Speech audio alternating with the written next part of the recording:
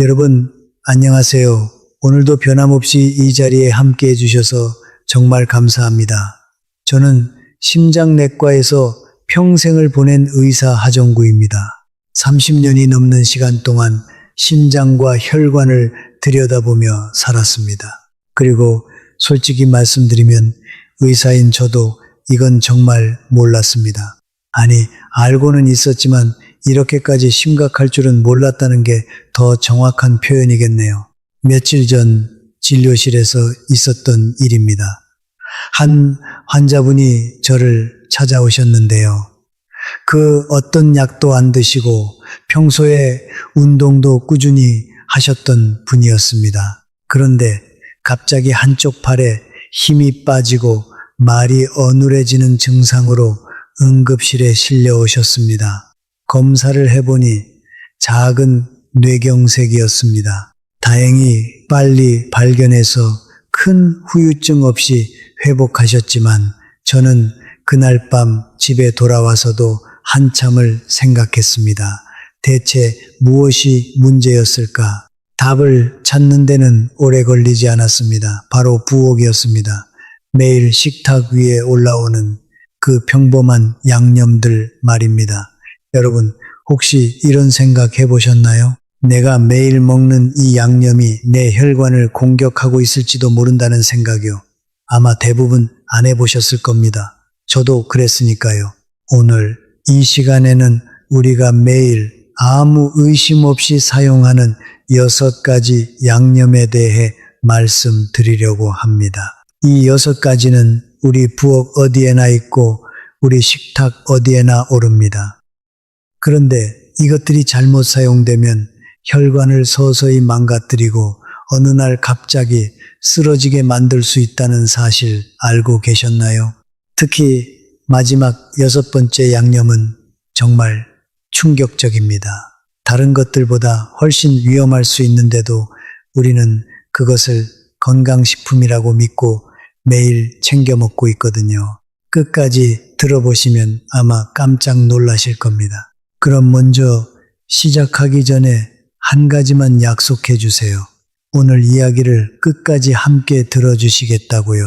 우리 가족, 우리 부모님, 우리 자신의 건강을 위한 이야기니까요. 함께 끝까지 가보겠습니다. 다 들으시고 나면 분명히 여러분의 식탁이 조금은 달라지실 거라고 믿습니다. 자, 그럼 첫 번째 양념부터 차근차근 짚어보겠습니다. 첫 번째는 바로 정제식물성 기름입니다. 해바라기 씨유, 옥수수유, 카놀라유, 콩기름 이런 것들 말입니다. 여러분도 한 번쯤 이런 광고를 들어보셨을 겁니다. 동물성 기름보다 식물성 기름이 심장에 좋다고요. 저도 그렇게 배웠습니다. 의대 다닐 때도 그렇게 가르쳤으니까요. 그런데 최신 연구들을 들여다보면 완전히 다른 그림이 보입니다. 우리가 마트에서 사는 그 투명하고 깨끗해 보이는 기름이 어떻게 만들어지는지 아시나요? 공장에서는 원료를 화학 용매로 녹이고 아주 높은 온도로 가열하고 여러 번 정제하는 과정을 거칩니다. 이 과정에서 원래 있던 좋은 성분은 다 사라지고 대신 활성산소와 산화물질이 생겨납니다.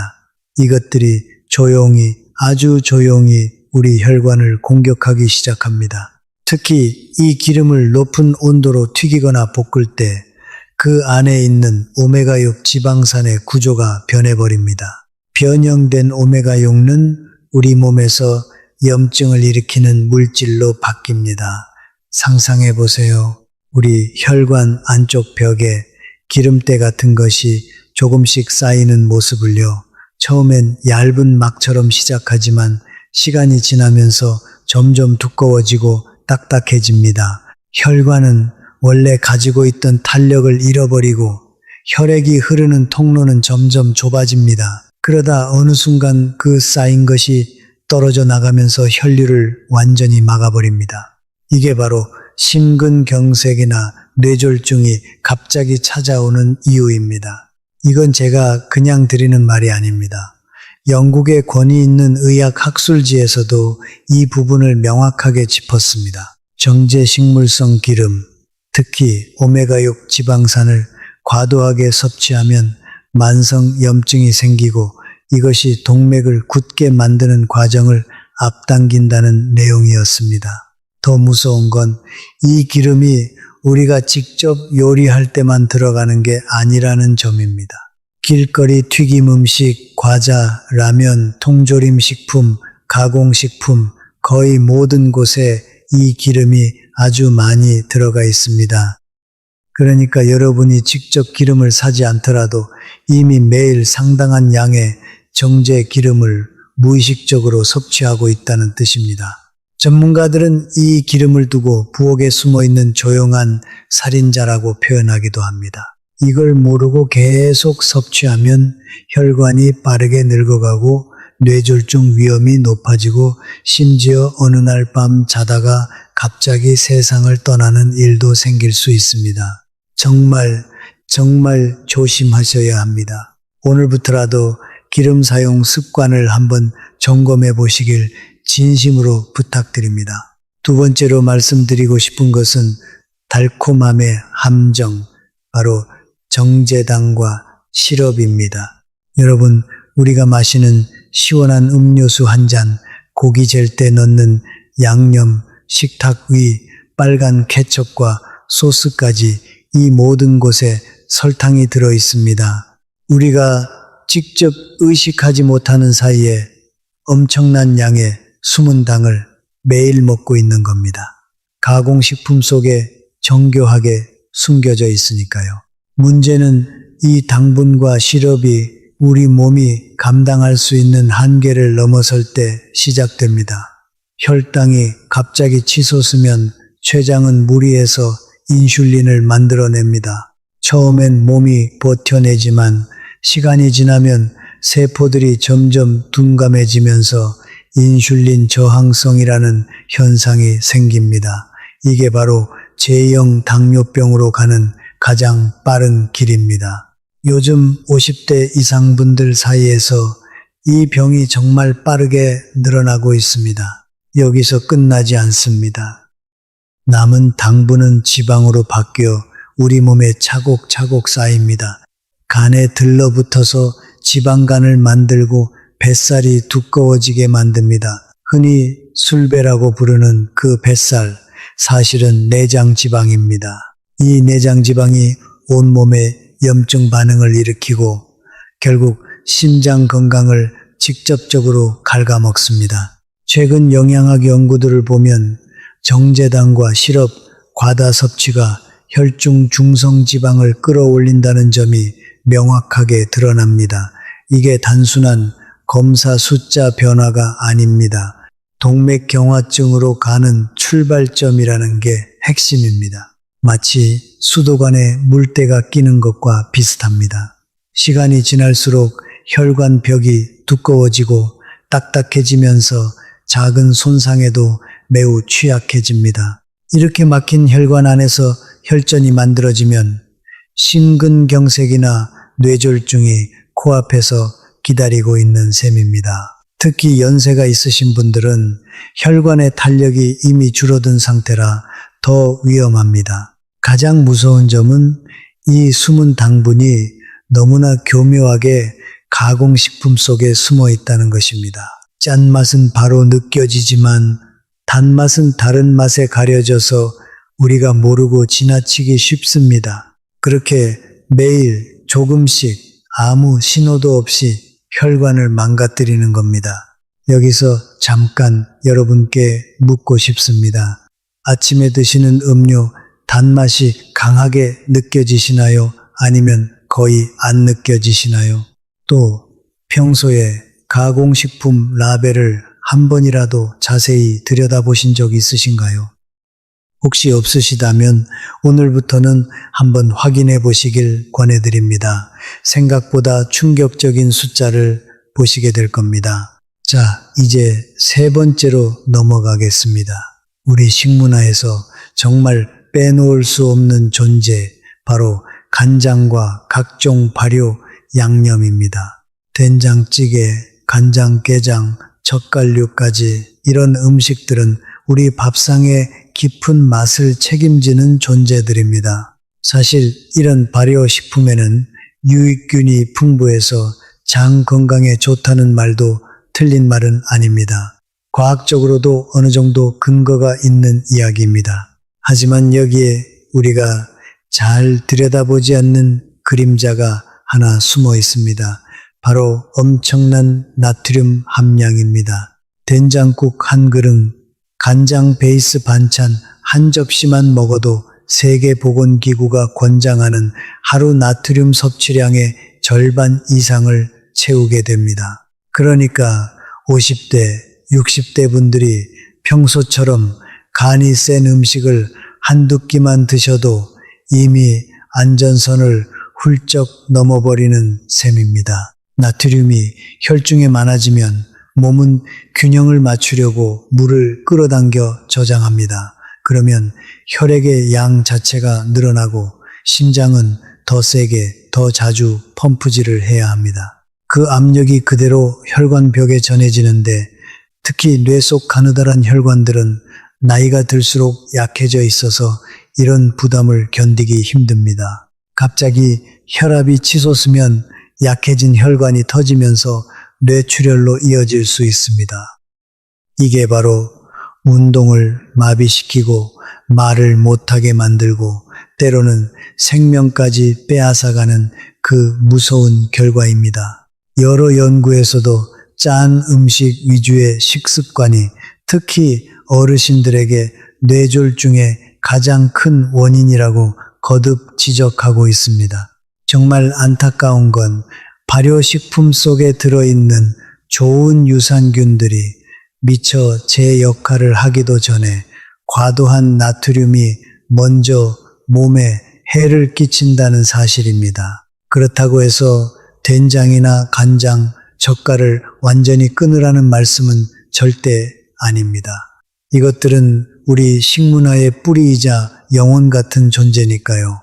핵심은 똑똑하게 줄이는 방법을 찾는 것입니다. 나트륨이 적은 저염 제품을 선택하시고 국을 끓일 때는 채소를 더 많이 넣어서 맛은 살리고 염도는 낮추시고 물을 충분히 드셔서 콩팥이 남는 나트륨을 잘 배출할 수 있도록 도와주시면 됩니다. 이런 작은 변화들이 우리 전통의 깊은 맛은 그대로 지키면서도 혈관을 지키는 길이 되어줄 겁니다.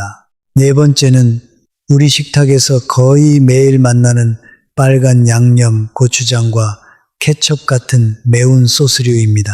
국물 요리에도 볶음 요리에도 찍어 먹는 소스로도 정말 많이 쓰이지요. 매운맛과 짠맛과 단맛이 한꺼번에 어우러지니 자꾸 손이 가는 게 당연합니다. 그런데 이 안에 숨어 있는 진짜 문제는 나트륨과 정제당이 동시에 그것도 아주 높은 농도로 섞여 있다는 점입니다. 작은 한 숟갈만 먹어도 나트륨과 당분을 동시에 섭취하게 됩니다. 나트륨은 혈압을 끌어올리고 혈관벽에 부담을 주고 당분은 혈당을 들쑥날쑥하게 만들어서 췌장을 쉴 새 없이 일하게 만듭니다. 이 두 가지가 한꺼번에 혈관을 공격하면 심장은 더 강하게 펌프질을 해야 하고 췌장은 끊임없이 인슐린을 분비해야 합니다. 전문가들은 이렇게 당분과 나트륨을 과도하게 함께 섭취하면 동맥이 좁아지고 굳어지는 속도가 훨씬 빨라진다고 경고합니다. 혈관벽에 쌓인 찌꺼기는 시간이 갈수록 두꺼워지고 결국 터지면서 혈전을 만들어냅니다. 이 혈전이 뇌나 심장 혈관을 막으면 뇌졸중이나 심근경색으로 직결됩니다. 가장 걱정스러운 부분은 이 빨간 양념이 거의 모든 가정의 밥상에 빠지지 않고 올라온다는 사실입니다. 과자나 탄산음료는 의식적으로 줄이려고 노력하시는 분들도 국밥에 넣는 한 숟갈의 고추장이나 매일 찍어 먹는 케첩은 별 생각 없이 지나치시는 경우가 많습니다. 그렇다고 이 양념을 식탁에서 완전히 없애라는 말은 아닙니다. 우리 입맛에 깊이 자리 잡은 맛이니까요. 다만 양을 조절하는 지혜가 필요합니다. 시중에 나와 있는 저당 저염 표시가 있는 제품을 골라보시거나 신선한 생고추를 잘게 썰어서 채소와 함께 곁들이는 방법도 좋은 대안이 될 수 있습니다. 이쯤에서 실제로 제가 진료실에서 만났던 분의 이야기를 잠깐 들려드리고 싶습니다. 곽덕순이라는 분이셨습니다. 67살이셨고 평생 음식을 짜게 드시는 게 습관이셨어요. 국물도 항상 다 마시고 젓갈이랑 장아찌도 맵기 빠뜨리지 않으셨습니다. 본인은 그냥 입맛이라고 생각하셨지 그게 위험하다고는 전혀 생각 못 하셨던 거죠.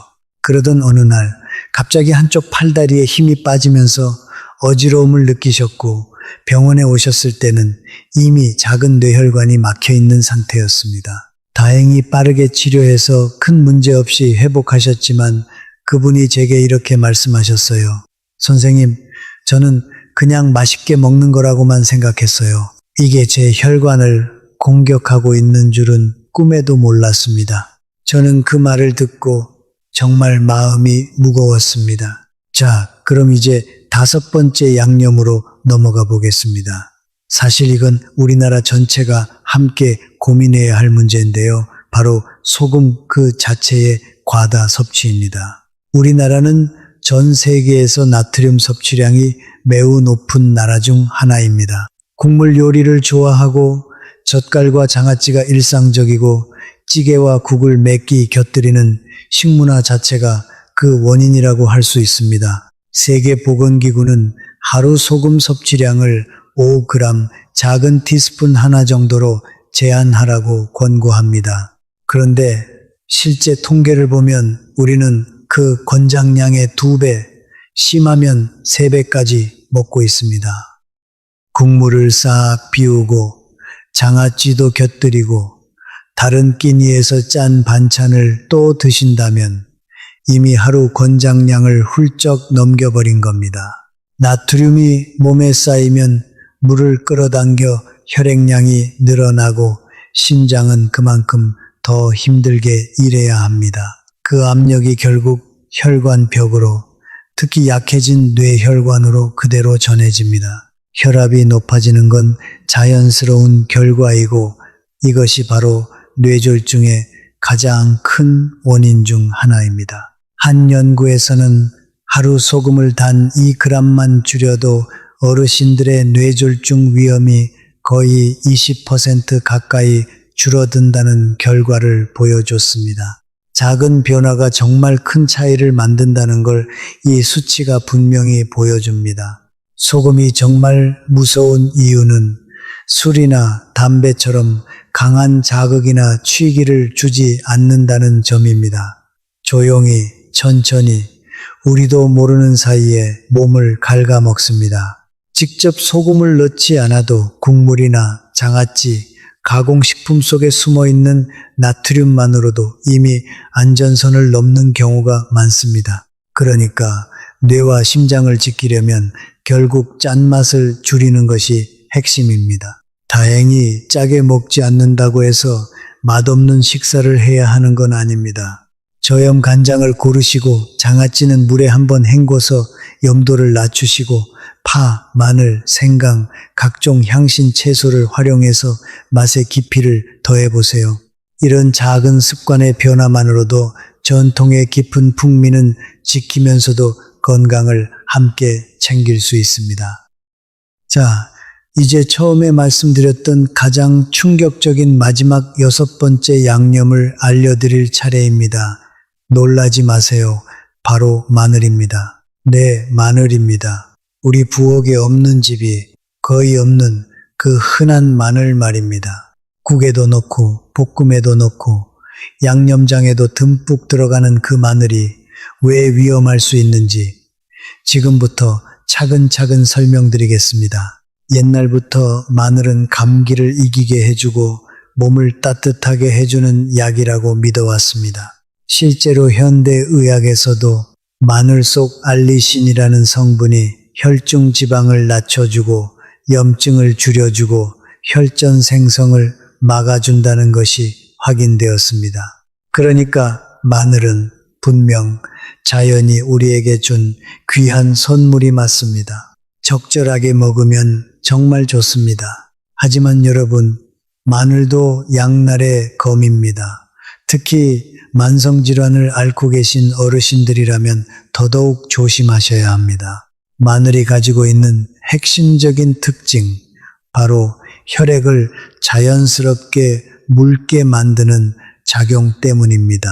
혈전을 예방한다는 점에서는 좋게 들리지만 와파린이나 아스피린 같은 혈전 억제제를 복용하고 계신 분이 마늘을 너무 많이 드시면 피가 지나치게 묽어집니다. 그 결과 내부장기에 출혈이 생기거나 위에서 출혈이 일어나거나 더 심하면 뇌출혈로까지 이어질 위험이 커집니다. 여기서 또 한 분의 사례를 말씀드리고 싶습니다. 우창식이라는 분이었는데 70살이셨고 심장 부정맥 때문에 혈전 억제제를 꾸준히 드시고 계셨습니다. 그런데 평소 건강을 위해서 매일 마늘을 한 줌씩, 그것도 생마늘로 드시기 시작하셨습니다. 본인은 자연식품이니까 많이 먹어도 좋을 거라고 생각하셨던 거죠.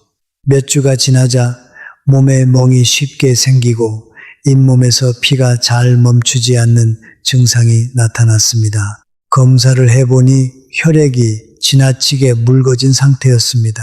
정말 다행히 큰 사고로 이어지기 전에 발견했지만 만약 그대로 두셨다면 위출혈이나 뇌출혈로 이어질 수도 있었던 상황이었습니다. 그분이 제게 하신 말씀이 지금도 생각납니다. 선생님, 천연 재료니까 무조건 좋은 거라고만 생각했어요. 잠깐 다시 한번 정확하게 말씀드리겠습니다. 모든 분들이 마늘을 위험하게 여기실 필요는 없습니다. 이렇게 어떤 연구에서는 고농도 마늘 성분과 혈전 억제제를 함께 사용하면 예상치 못한 부작용이 생길 수 있다고 분명하게 경고하고 있습니다. 더 큰 문제는 많은 분들이 천연식품이니까 무조건 안전하다고 믿고 마늘을 끝없이 드신다는 점입니다. 혈관에만 영향을 주는 게 아니라 위장에도 부담을 줍니다. 이건 정말 많은 분들이 간과하시는 부분입니다. 생마늘을 과하게 드시면 속이 더부룩하고 쓰리고 위벽에 염증이 생기기 쉽습니다. 체력이 약하신 분들은 혈압이 갑자기 너무 떨어지면서 어지럽고 균형을 잃고 넘어지기도 합니다. 연세가 있으신 분들에게 한 번의 낙상이 얼마나 큰 후유증으로 이어지는지는 우리 모두 잘 알고 있습니다. 정말 작은 부주의가 큰 사고로 이어질 수 있다는 걸 늘 기억해 주셨으면 합니다. 다시 한번 분명히 말씀드리고 싶습니다. 마늘은 분명 귀한 약입니다. 하지만 그 효과는 적당한 양을 지킬 때만 나타납니다. 많이 먹을수록 좋다는 생각은 의학적으로 완전히 틀린 생각입니다. 실제로는 하루에 마늘 두세 쪽 정도면 신장과 혈관에 필요한 영양을 충분히 얻을 수 있습니다. 약과 독의 경계는 결국 양에 있습니다. 적당히 드시면 든든한 방패가 되어주지만 지나치게 드시면 오히려 우리 부엌 안에 숨은 위험이 될 수 있습니다. 마늘 외에도 비슷한 원리로 조심해야 할 식품들이 몇 가지 더 있습니다. 생강도 혈액을 묽게 하는 효과가 있어서 비슷하게 주의가 필요하고, 오메가3 보충제나 은행잎 추출물 같은 건강 보조제도 혈전 억제제와 함께 드시면 출혈 위험을 높일 수 있습니다. 요즘 건강에 관심이 많으셔서 여러 가지 영양제를 동시에 챙겨 드시는 분들이 많은데, 이런 경우에는 반드시 담당 의사 선생님께 어떤 영양제를 드시고 있는지 빠짐없이 말씀드리시는 게 중요합니다. 여러 성분이 겹치면 예상치 못한 상호작용이 생길 수 있기 때문입니다. 자기 자신을 좀 더 깊이 들여다보기 위해서는 다른 나라의 식문화를 한번 살펴보는 것도 좋은 방법입니다. 식습관이라는 게 단순히 입맛의 문제가 아니라 결국 얼마나 오래, 얼마나 건강하게 살 수 있는지를 결정하는 아주 중요한 열쇠이기 때문입니다. 먼저 일본을 한번 보겠습니다. 일본은 세계적으로 장수 비결로 아주 유명한 나라입니다. 일본 분들은 식사를 정말 담백하고 정갈하게 합니다. 우리와 비교하면 나트륨 섭취량이 확실히 낮습니다. 매일 먹는 음식에 해산물과 미역, 다시마 같은 해조류, 신선한 채소가 늘 함께합니다. 공식 통계에 따르면 일본인의 평균 소금 섭취량은 우리의 거의 절반에 불과합니다. 이 작은 습관 차이 때문에 일본에서는 뇌졸중과 고혈압 발생률이 다른 나라보다 훨씬 낮고 평균 수명도 세계 최고 수준을 자랑합니다. 직접 일본을 다녀보면 90이 넘으신 분들도 정신이 또렷하고 걸음걸이도 가볍고 사회활동에도 적극적으로 참여하시는 모습을 자주 보게 됩니다. 담백한 식사가 맛없는 식사가 아니라 오히려 건강을 지키는 황금 열쇠라는 걸 그분들이 직접 증명해 보이시는 셈입니다. 이번에는 시선을 지중해 첨트로 돌려보겠습니다. 지중해 지역은 가장 건강한 식단의 본보기로 자주 손꼽힙니다. 그곳 사람들은 정제된 식물성 기름 대신 신선한 올리브 오일을 즐겨 사용합니다. 올리브 오일에는 불포화 지방산이 풍부하고 가열할 때도 구조가 잘 변하지 않고 천연 항염 효과까지 가지고 있습니다. 여기에 생선, 신선한 과일, 통곡물까지 골고루 곁들이는 식습관이 더해지면서 지중해 지역은 심장질환 발생률이 정말 낮은 편에 속합니다. 흥미로운 점은 그분들도 와인이나 치즈, 가끔은 붉은 고기까지 즐기신다는 겁니다. 다만 전체적인 균형과 적당함이 핵심입니다. 여러 국제 연구들도 지중해식 식습관이 심장 건강뿐 아니라 기억력 유지와 인지, 기능 저하 예방에도 도움이 된다고 입을 모읍니다. 일본과 지중해 이 두 사례를 함께 놓고 보면 한 가지 분명한 진리가 보입니다. 건강과 장수는 결국 매일매일의 식습관과 함께 간다는 사실입니다. 일본은 소금을 철저히 관리해서 뇌졸중을 피하고 지중해는 정제 기름 대신 올리브 오일을 선택해서 신장을 지킵니다. 그렇다면 우리는 오늘부터 무엇을 바꿔야 할까요? 짠 음식과 가공된 기름을 줄이고 신선한 재료를 우선하는 것, 그것이 바로 답입니다. 그럼 이제부터 실제로 무엇을 어떻게 해야 할지 구체적으로 알려드리겠습니다. 복잡하게 생각하지 마세요. 아주 간단한 것부터 시작하면 됩니다. 첫째, 집에서 혈압을 꾸준히 재보시는 습관입니다. 우리 혈관을 집안의 수도관이라고 한번 생각해 보세요. 압력이 너무 높아지면 관이 점점 부풀고 약해지고 결국 어느 순간 터지게 됩니다. 고혈압도 똑같습니다. 뇌 속에 가느다란 혈관이 오랫동안 높은 압력을 받으면 약해지고 부풀고 결국 터지면서 뇌출혈로 이어집니다. 그러니까 하루에 최소 2번, 아침에 일어나서 1번, 저녁에 잠들기 전에 1번 혈압을 측정해 보시길 권해드립니다. 요즘은 가정용 혈압계가 정말 간편하고 정확합니다. 몇 분만 시간을 내시면 내 몸 상태를 바로 확인할 수 있습니다.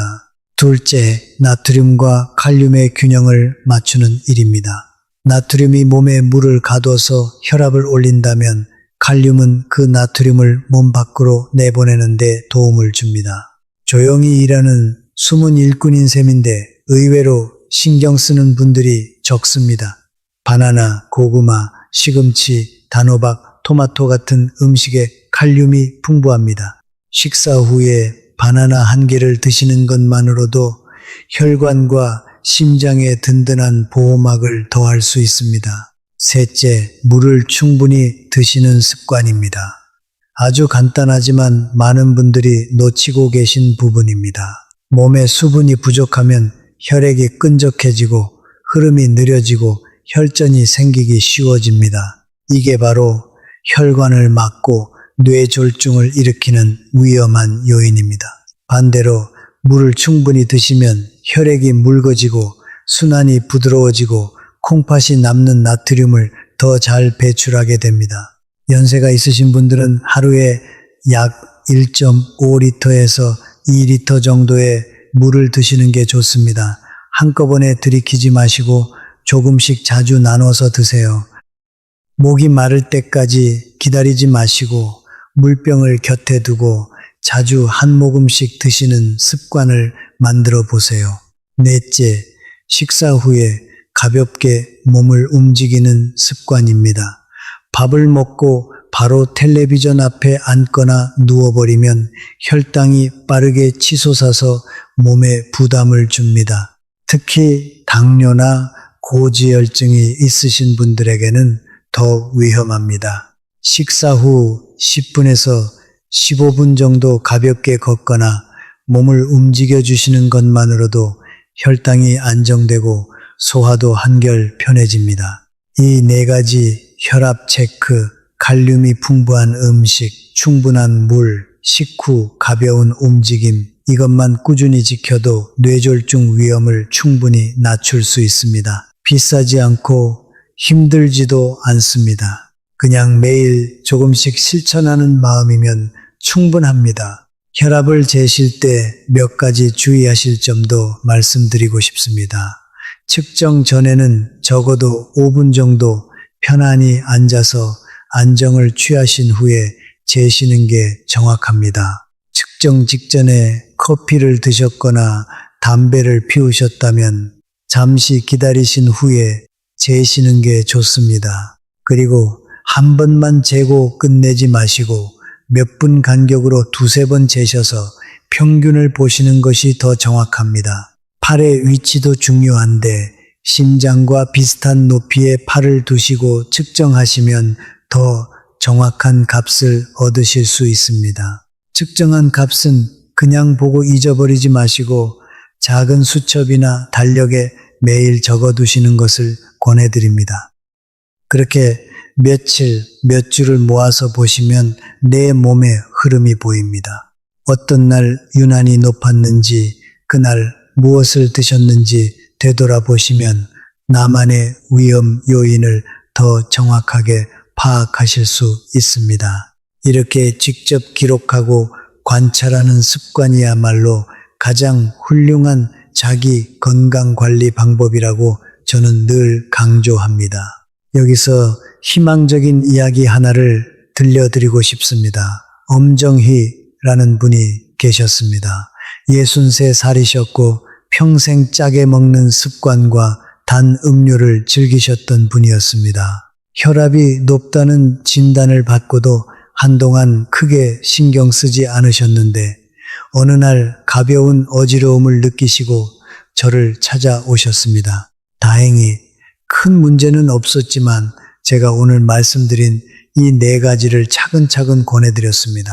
국물을 반만 드시고 식후에 10분씩 걷고 바나나를 챙겨 드시고 아침 저녁으로 혈압을 재보시라고요. 한 달이 지나고 다시 배웠을 때 혈압이 눈에 띄게 안정되었고 본인도 머리가 맑아지고 잠도 더 깊이 잔다고 활짝 웃으며 말씀하셨습니다. 이렇게 간단한 걸 줄 몰랐어요 라고 하셨던 그 말씀이 저에게도 큰 보람이었습니다.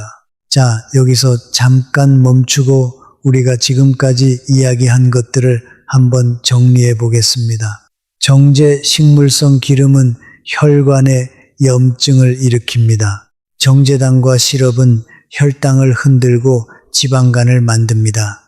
간장과 발효 양념은 나트륨으로 혈압을 끌어올립니다. 고추장과 소스류는 나트륨과 당분을 한꺼번에 공격합니다. 소금 그 자체는 우리가 가장 많이 간과하는 위험입니다. 그리고 마늘은 과하게 먹으면 약이 아니라 독이 될 수 있습니다. 이 6가지 모두 우리 부엌 어디에나 있는 흔하고 익숙한 양념들입니다. 여러분 따라오고 계시죠? 여기까지 괜찮으시죠? 혹시 너무 빨리 넘어갔다면 언제든 다시 들으셔도 좋습니다. 그런데 여러분 혹시 이런 생각이 드시지 않나요? 이 모든 양념을 다 끊어야 한다는 거야 라고요. 절대 아닙니다. 저는 그런 말씀을 드리는 게 아닙니다. 우리 전통 음식, 우리 어머니가 끓여주신 된장국, 아버지가 좋아하시던 마늘 듬뿍 들어간 양념, 이런 것들은 우리 삶의 일부이고 소중한 추억입니다. 제가 진짜로 말씀드리고 싶은 건 무조건 끊으라는 게 아니라 똑똑하게 조절하자는 것입니다. 어떻게 설명을 드려야 가장 이해하기 쉬울까요? 조금 더 깊이 들어가서 왜 우리 몸이 나이가 들수록 이런 양념들에 더 취약해지는지도 한번 짚어보고 싶습니다. 우리 혈관은 젊을 때는 고무줄처럼 탄력이 있습니다. 압력이 조금 올라가도 늘어나면서 잘 버텨줍니다. 그런데 시간이 지나면서 혈관벽에 콜레스테롤과 여러 찌꺼기들이 조금씩 쌓이고 혈관은 점점 고무줄에서 딱딱한 플라스틱 관처럼 변해갑니다. 이렇게 되면 작은 압력 변화에도 쉽게 손상을 입고 터지기도 쉬워집니다. 그래서 똑같은 양의 소금을 먹어도 젊을 때보다 나이가 들수록 더 위험해지는 겁니다.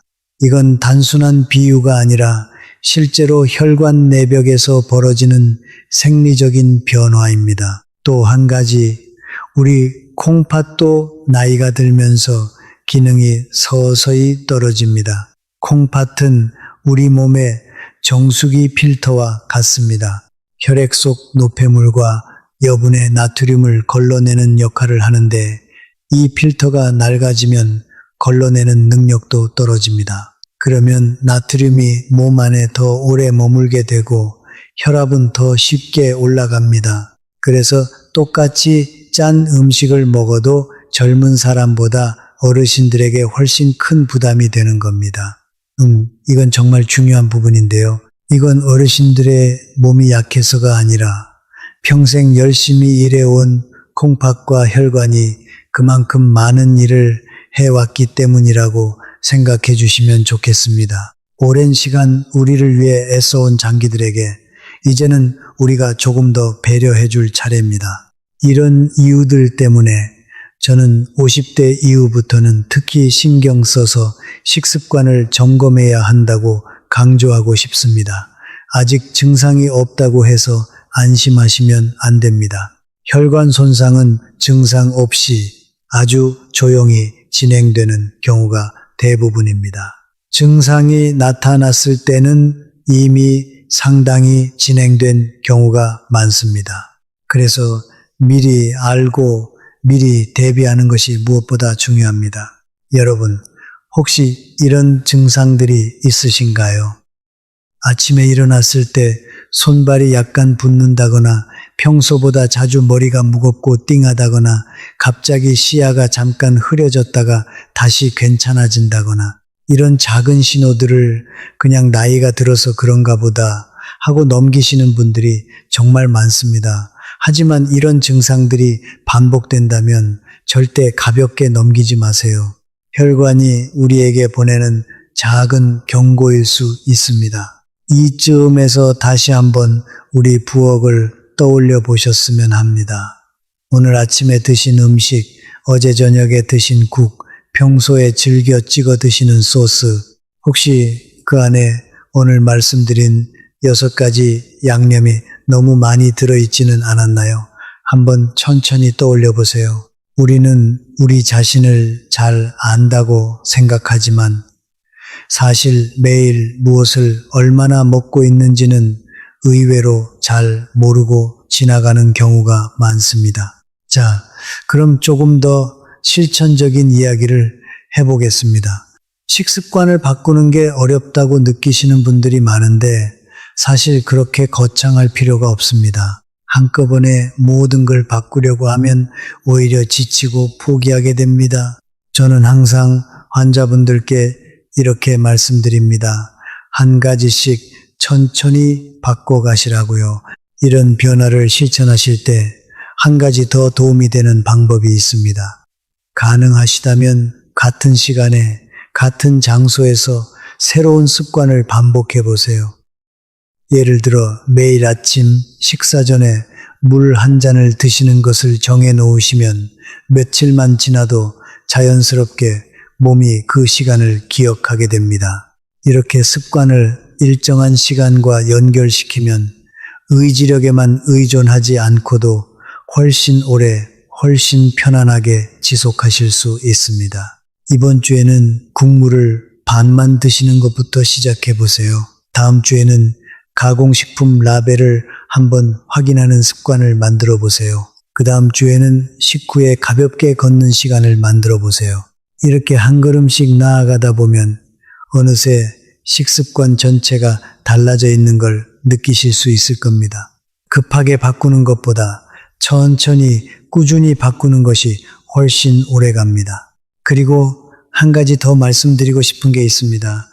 혼자 이걸 다 바꾸려고 하지 마세요. 우리 가족과 함께 이야기를 나눠보세요.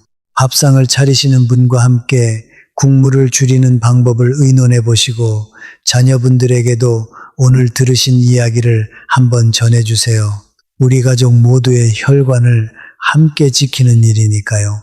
손주들과 더 오래, 더 건강하게 함께 시간을 보내려면 지금부터 우리가 먼저 변해야 합니다. 저는 30년 넘게 진료실에서 수많은 환자분들을 만났습니다.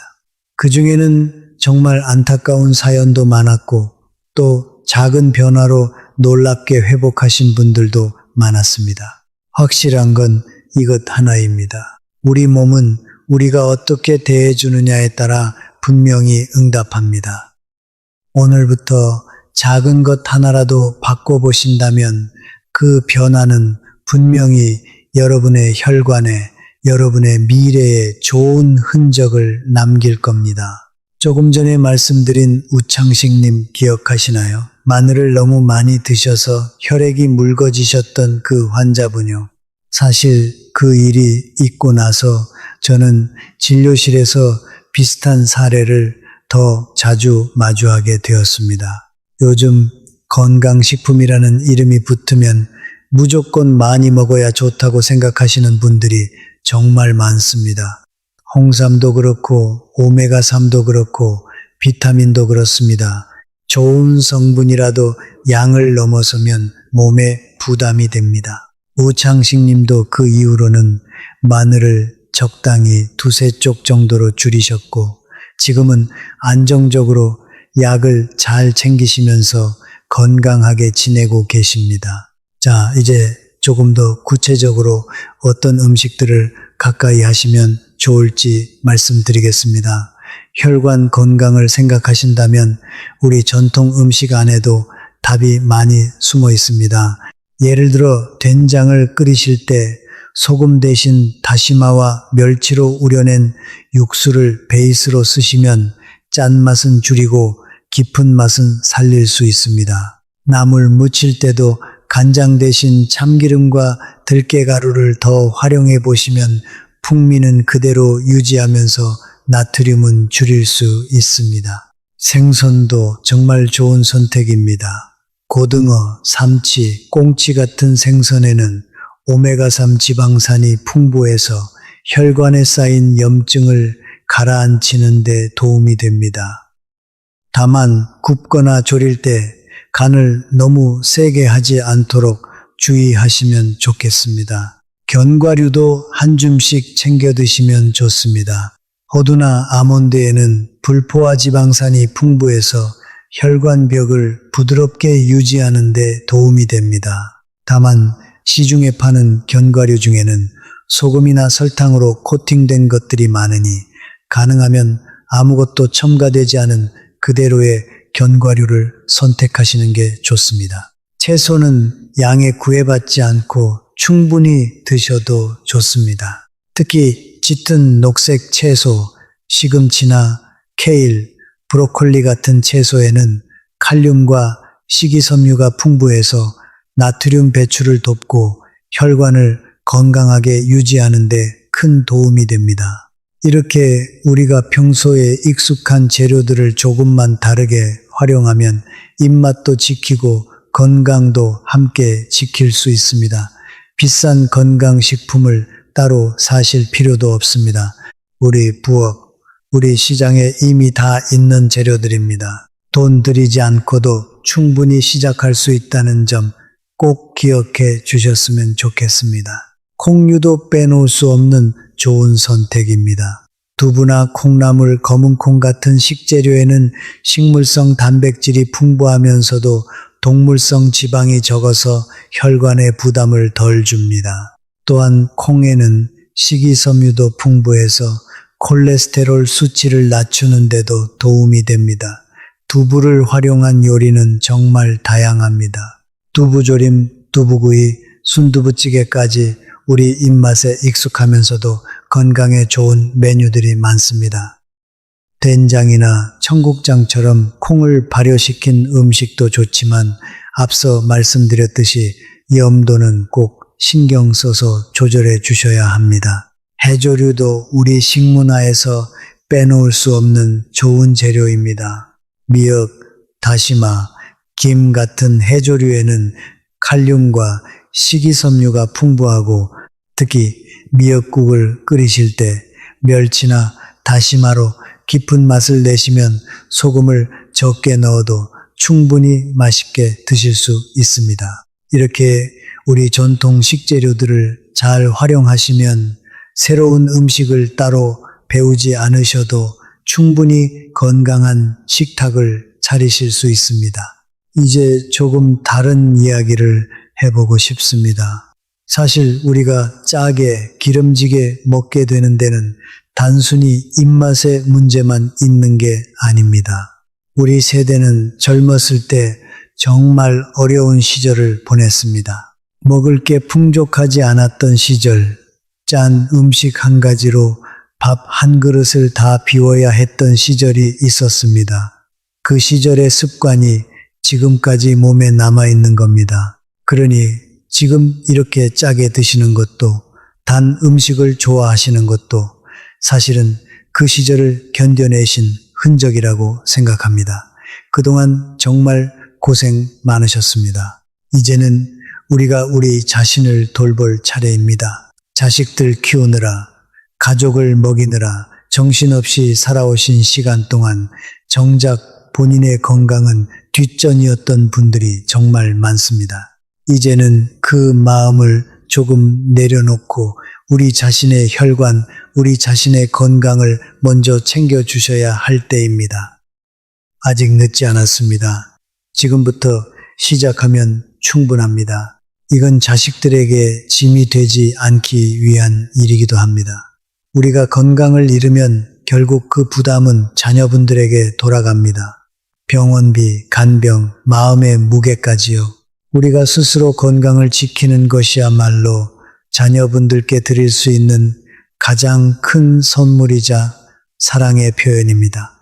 짐이 되고 싶지 않다는 그 마음 저도 깊이 이해합니다. 그렇다면 지금부터 시작하는 작은 습관이 바로 그 마음을 지키는 가장 확실한 방법입니다. 그리고 이건 비단 한 사람만의 문제가 아닙니다. 우리 모두의 문제이기도 합니다. 우리 세대 전체가 함께 겪어온 식습관이기도 합니다. 우리 세대가 함께 짜게 먹는 습관을 가지고 있다면 우리 함께 그 습관을 바꿔나갈 수도 있습니다. 옆집 어르신과 함께 저염 식단을 나눠보시고 경로당에서 만나는 친구분들과 오늘 들으신 이야기를 함께 나눠보세요. 함께 나누는 정보 하나가 누군가의 건강을 지키는 든든한 울타리가 되어줄 수 있습니다. 우리가 함께 건강해지면 우리 동네 전체가, 우리 사회 전체가 더 건강해질 수 있습니다. 저는 진심으로 우리 어르신들이 손주들과 더 오래, 더 건강하게 시간을 보내시길 바랍니다. 손주 결혼식 가는 날까지, 증손주 안아보는 날까지 건강하게 그 자리를 지키시길 바랍니다. 그러려면 오늘부터, 지금부터 시작해야 합니다. 작은 습관 하나가 그 미래를 만듭니다. 잠깐 제 이야기를 좀 더 들려드려도 될까요? 제가 처음 의사가 되었을 때는 그저 환자분의 막힌 혈관을 뚫어주고 약을 처방해드리고 수술을 결정하는 게 제 일이라고 생각했습니다. 그런데 시간이 지나면서 깨달은 게 있습니다. 아무리 좋은 약을 드려도, 아무리 정교한 시술을 해드려도 매일 드시는 식사가 바뀌지 않으면 같은 문제가 반복된다는 사실이었습니다. 그래서 어느 순간부터 저는 환자분들께 약 이야기보다 식탁 이야기를 먼저 묻게 되었습니다. 그게 진짜 시작이라고 생각했기 때문입니다. 아침에 뭘 드시는지, 국물을 얼마나 드시는지, 간식으로 뭘 즐기시는지 처음엔 의아해 하시는 분들도 많았습니다. 의사가 왜 이런 걸 묻나 하시면서요. 하지만 이야기를 나눠보면 거의 모든 분들의 혈관 문제 뒤에는 식습관이라는 공통 분모가 숨어 있었습니다. 미국에서 진료할 때도 비슷한 경험을 많이 했습니다.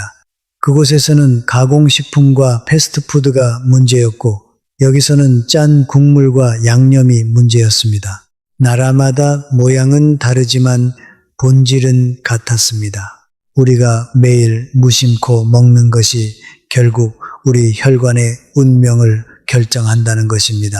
그래서 저는 이 시간을 통해 여러분께 약 처방이 아니라 식탁 처방을 드리고 싶습니다. 오늘 말씀드린 이야기들이 조금 무겁게 느껴지셨을 수도 있습니다. 하지만 저는 여러분이 두려움에 머무르길 바라지 않습니다. 오히려 이걸 알게 되신 것 자체가 큰 행운이라고 생각해 주셨으면 합니다. 모르고 계속 드시는 것과 알고 조절하시는 것은 완전히 다른 미래로 이어지니까요. 조금 더 구체적인 숫자로 한번 짚어보겠습니다. 어떤 추적 연구에서는 15년 동안 3만 명 가까운 사람들을 관찰했는데 평소 나트륨을 많이 섭취한 그룹이 적게 섭취한 그룹보다 뇌졸중 발생률이 2배 가까이 높았다는 결과가 나왔습니다. 또 다른 조사에서는 가공식품을 통한 숨은 당분 섭취가 많은 사람일수록 심장 질환으로 인한 사망률이 눈에 띄게 높아진다는 점이 확인되었습니다. 그리고 흥미로운 통계도 있습니다. 국내 성인 가운데 거의 70%에 가까운 분들이 본인의 하루 나트륨 섭취량을 실제보다 훨씬 적게 생각하고 있다는 조사 결과입니다. 그러니까 10분 중 7분 가까이가 본인이 얼마나 짜게 드시는지조차 제대로 인지하지 못하고 계신다는 뜻입니다. 이게 바로 제가 오늘 이 이야기를 꼭 전해드리고 싶었던 이유입니다.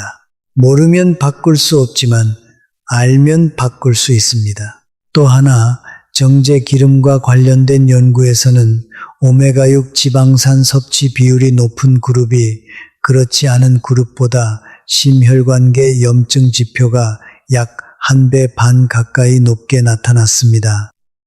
이런 수치들이 그냥 숫자로만 끝나는 게 아니라 실제로 우리 혈관 안에서 벌어지고 있는 변화를 보여주는 신호라는 걸 기억해 주셨으면 합니다.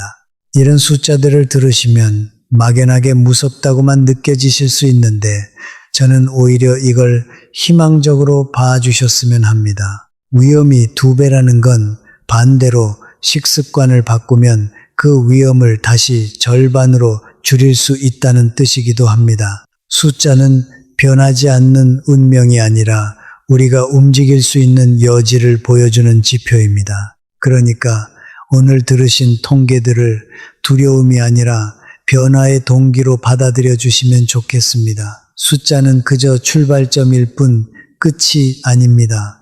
아까 짧게 말씀드렸던 곽덕순님 이야기를 조금 더 자세히 들려드리고 싶습니다. 곽덕순님은 67이셨고 평생 식당 일을 하시면서 직접 음식을 만들고 또 드셨던 분이셨습니다. 워낙 손맛이 좋으셔서 동네에서도 유명하셨는데 문제는 본인 입맛 자체가 아주 짠 편이었다는 점이었습니다.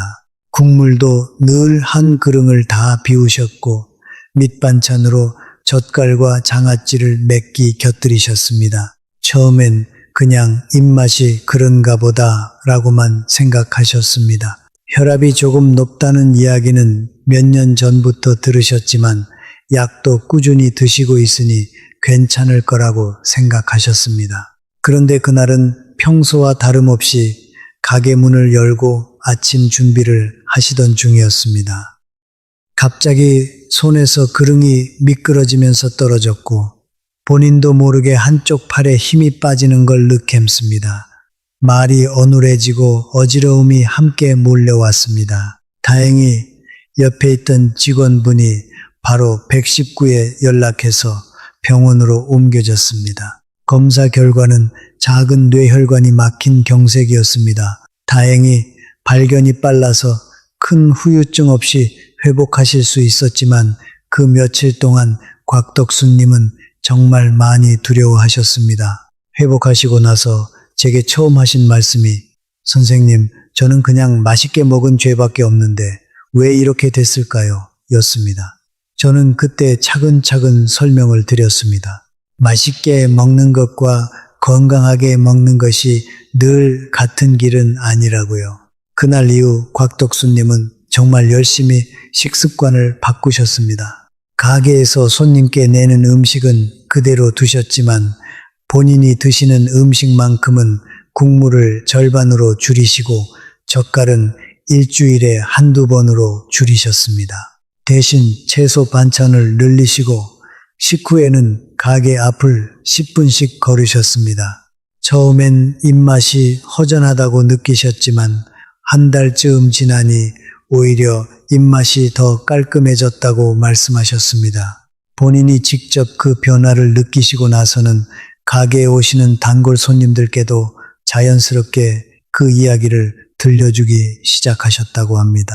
석 달 후 다시 뵈었을 때 혈압은 안정적으로 유지되고 있었고 본인도 몸이 한결 가볍다고 느끼셨습니다.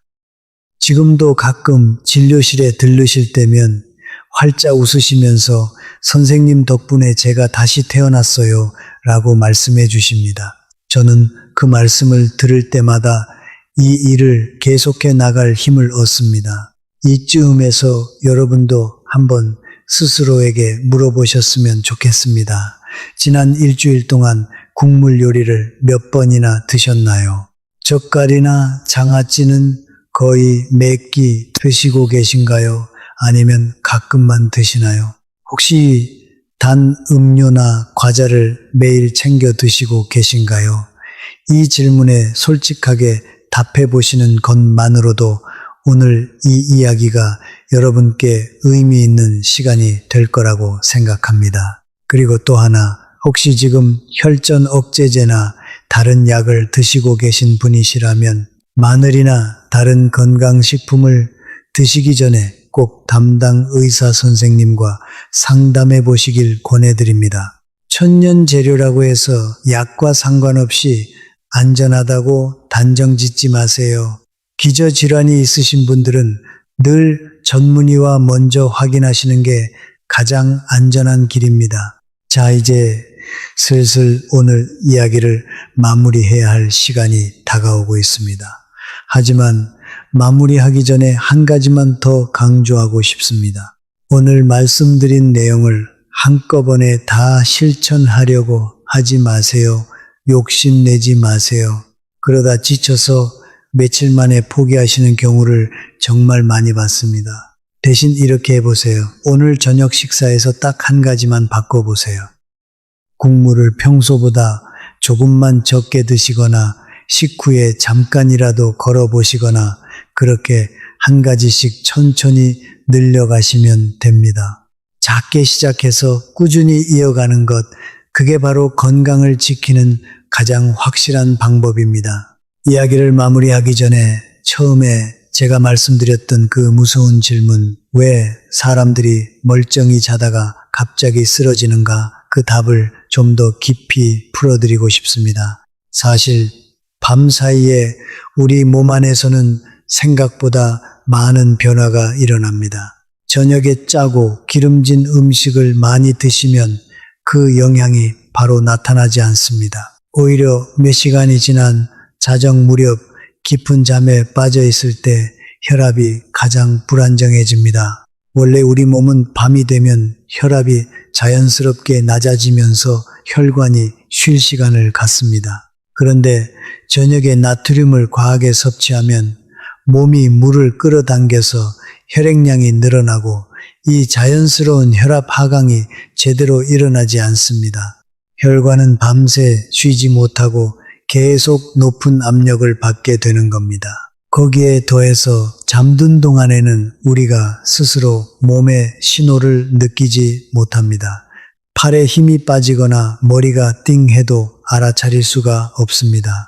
그래서 작은 혈관이 막히거나 터지는 일이 일어나도 그 신호를 알아채지 못한 채로 시간이 흘러가 버립니다. 아침에 일어났을 때는 이미 상당히 진행된 상태로 발견되는 경우가 많은 이유입니다. 이게 바로 제가 저녁 식사를 정말 중요하게 생각하는 이유입니다. 저녁 한 끼만큼은 조금 더 신경 써서 싱겁게 가볍게 드시는 게 정말 중요합니다. 저녁 늦게 짜고 매운 야식을 즐기시는 분들이 많으신데 그 습관이 우리가 가장 취약한 밤 시간에 혈관에 직접적인 부담을 준다는 사실을 꼭 기억해 주셨으면 합니다. 그러니까 오늘부터 작은 약속 하나만 해보세요. 저녁 식사는 가장 싱겁게, 가장 가볍게, 그리고 잠들기 전에는 물 한 컵을 천천히 드셔보세요. 이 작은 습관 하나가 밤사이 우리 혈관을 한결 편안하게 쉬게 해줄 수 있습니다. 여기서 한 가지 흥미로운 사례를 더 말씀드리고 싶습니다.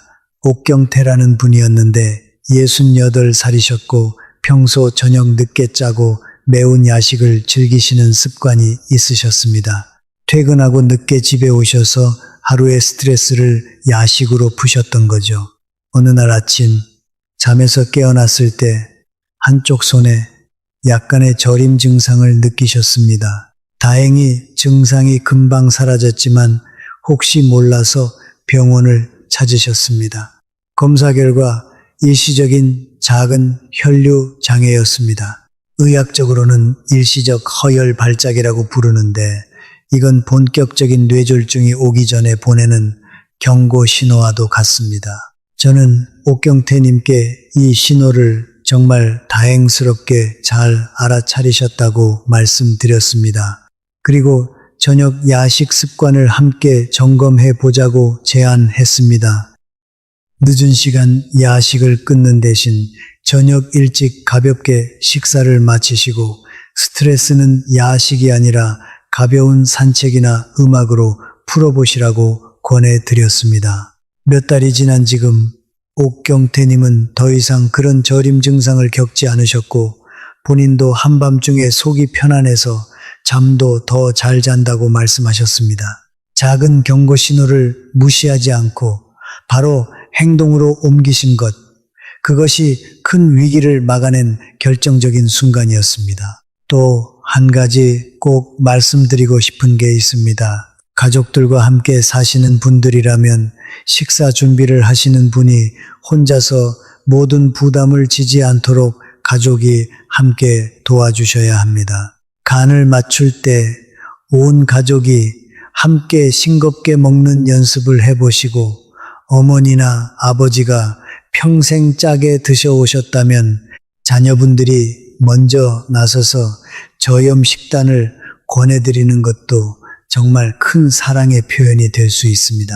혼자 사시는 어르신들이라면 조금 다른 어려움이 있습니다. 끼니를 챙기는 것 자체가 번거롭게 느껴지실 수 있고 혼자 식사를 하면서 양 조절도 쉽지 않게 느껴지실 수 있습니다. 혼자 식사를 준비하다 보면 간편하게 짠 반찬이나 가공식품에 의존하기 쉽습니다. 이런 경우에는 한번 요리할 때 채소를 듬뿍 넣은 국이나 찌개를 넉넉히 끓여서 며칠 나눠 드시는 것도 좋은 방법입니다.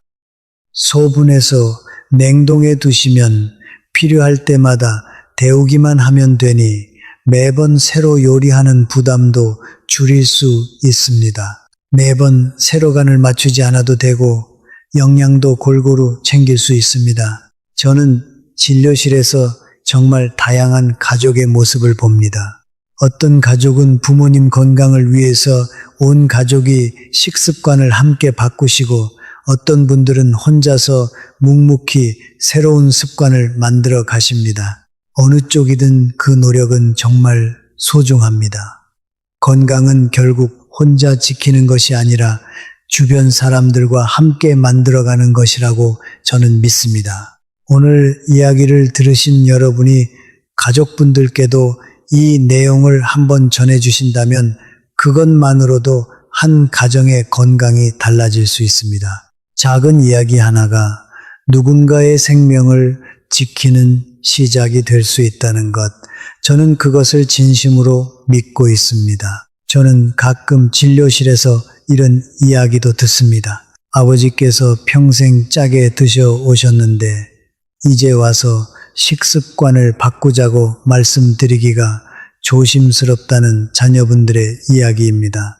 평생 본인 방식대로 살아오신 분께 갑자기 이래라 저래라 하면 서운해 하시지 않을까 걱정하시는 거죠. 그 마음 저도 충분히 이해합니다. 그럴 때는 직접 잔소리를 하시기보다 오늘처럼 이런 방송 내용을 함께 들어보시는 것도 좋은 방법입니다. 제3자의 이야기로 자연스럽게 접하시면 자녀분의 잔소리보다 훨씬 편안하게 받아들이시는 경우가 많습니다. 또는 직접 음식을 준비하실 때 슬쩍 싱겁게 만들어 보시는 것도 좋은 방법입니다. 말로 설득하기보다 함께 식사하는 자리에서 자연스럽게 보여주시는 것이 훨씬 효과적일 때가 많습니다. 자, 그럼 다음으로 넘어가 볼까요? 이번엔 조금 실용적인 팁을 하나 더 드리고 싶습니다.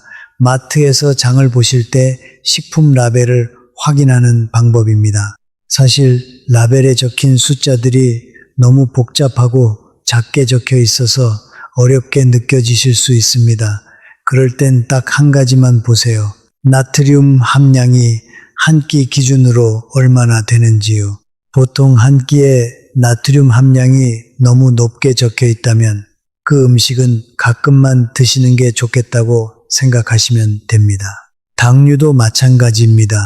성분표 맨 앞부에 설탕이나 시럽이 적혀 있다면 그 식품에 당분이 아주 많이 들어있다는 뜻입니다. 성분은 보통 많이 들어간 순서대로 적혀 있으니까요. 이 두 가지만 확인하는 습관을 만들어도 무심코 사 먹던 가공식품들 중에서 어떤 게 진짜 위험한지 어느 정도 가려낼 수 있게 됩니다. 요즘은 포장지에 영양 정보가 잘 표시되어 있는 제품들이 많아졌습니다. 다만 글씨가 너무 작아서 읽기 힘들다고 느끼시는 분들도 많으실 텐데요.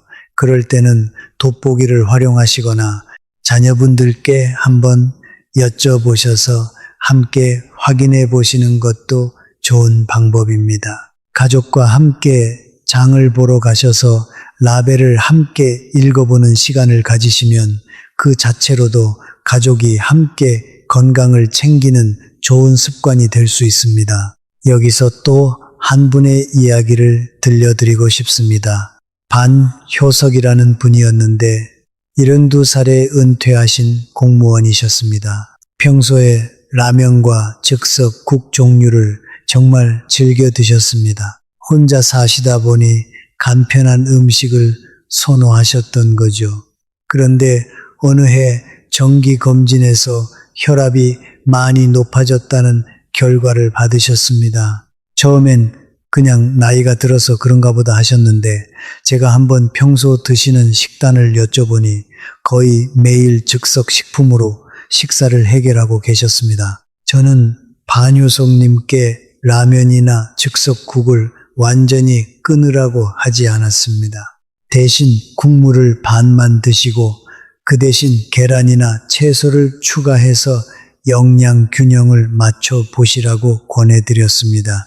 그리고 일주일에 2~3번 정도는 직접 간단한 국이나 찌개를 끓여서 드시도록 권해드렸습니다.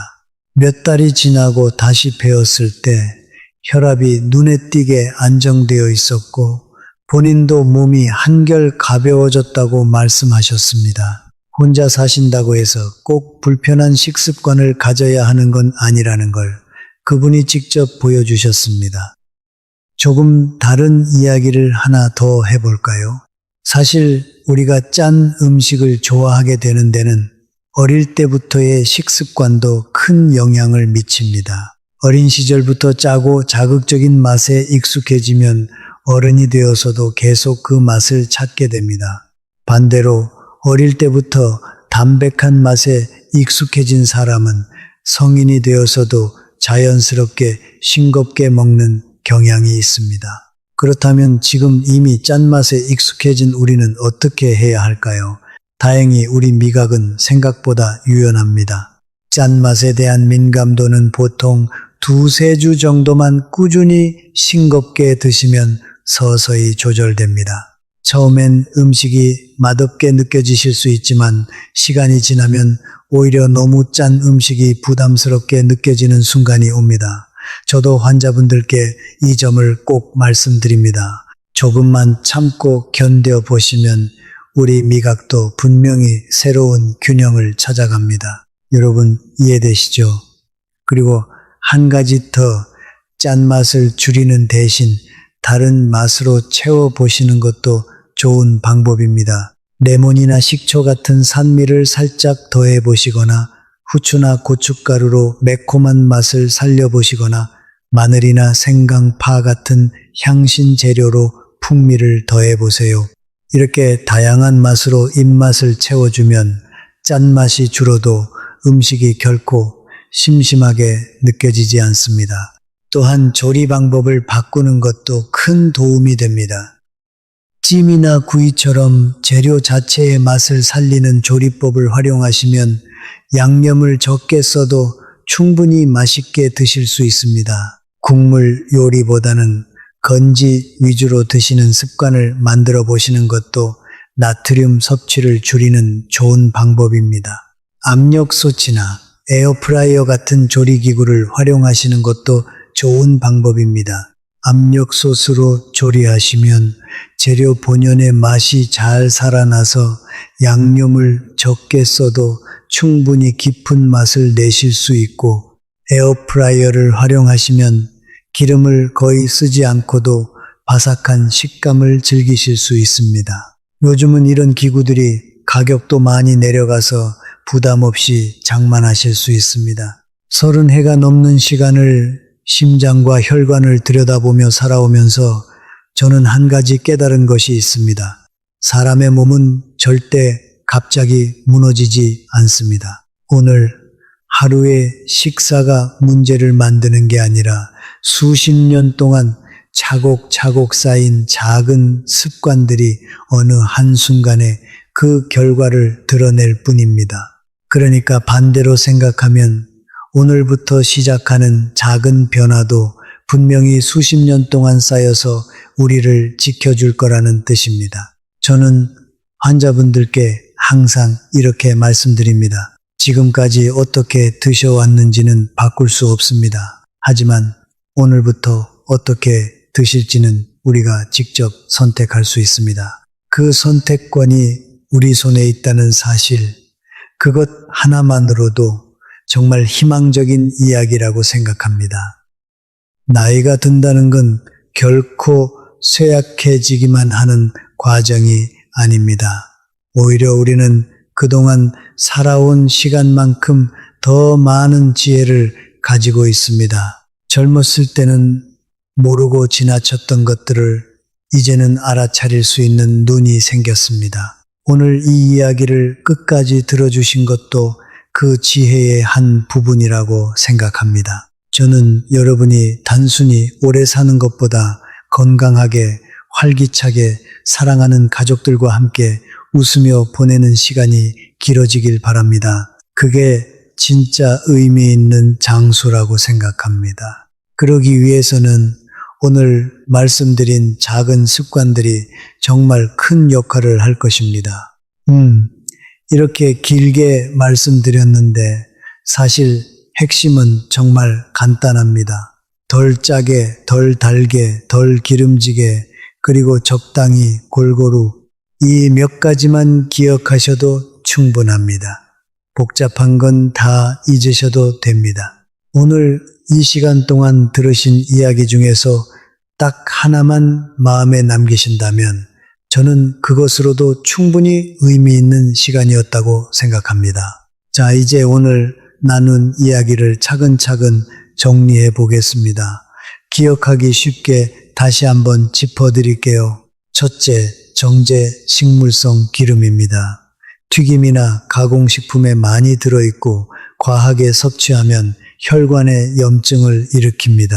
가능하면 신선한 재료로 직접 조리하시고 튀김류는 횟수를 줄여보세요. 둘째, 정제당과 시럽입니다. 음료수, 소스, 가공식품 속에 숨어 있습니다. 혈당을 흔들고 지방간과 내장 지방을 만듭니다. 가공식품 라벨에서 당류를 한 번씩 확인해 보시는 습관을 만들어 보세요. 셋째, 간장과 발효 양념입니다. 우리 전통 음식의 영혼이지만 나트륨이 정말 많습니다. 국물은 반만 드시고 저염 제품을 활용해 보세요. 넷째, 고추장과 소스류입니다. 나트륨과 당분이 동시에 높습니다. 양을 조절하시고 신선한 채소로 대체할 수 있는 부분은 바꿔보세요. 다섯째, 소금 그 자체입니다. 우리나라가 특히 많이 섭취하는 성분입니다. 하루 권장량을 기억하시고 국물과 장아찌를 줄이는 것부터 시작해 보세요. 여섯째, 가장 충격적이었던 마늘입니다. 좋은 약이지만 과하면 혈액을 너무 묽게 만들어서 출혈 위험을 키웁니다. 특히 혈전 억제제를 드시는 분들은 꼭 양을 조절하시고 담당 의사와 상담해 보세요. 이 6가지 모두 우리 부엌 어디에나 있는 흔한 양념들입니다. 끊으라는 게 아니라 똑똑하게 조절하자는 것이 오늘 이야기의 핵심입니다. 그리고 함께 실천하실 4가지 습관도 다시 한번 정리해 드리겠습니다.